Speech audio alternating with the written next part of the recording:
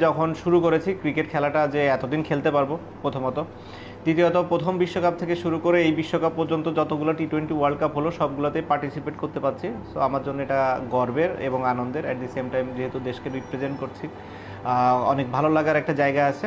আমি আর রোহিত শর্মা হয়তো the only two player যারা এই সবগুলো টি-20 ওয়ার্ল্ড কাপ খেলেছে।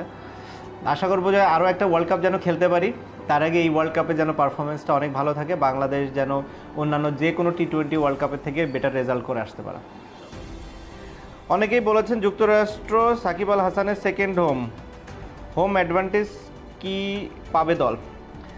আমার সেকেন্ড হোম সেটা ঠিক আছে, হোম অ্যাডভান্টেজ পাবে কি না বলাটা মুশকিল, কিন্তু আমার মনে হয় পাবে। ওয়েস্ট ইন্ডিজ ও আমেরিকা দুইটা জায়গায়, এর আগে আমরা ফ্লোরিডাতে যখন খেলেছি তখনও বাংলাদেশ ভালো করেছে। ওয়েস্ট ইন্ডিজে আমরা সবসময় ফেভার পাই, কারণ ওই দেশের পিচগুলো অনেকটা আমাদের মতোই হয়ে থাকে। তো আমি আশা করছি যে দুই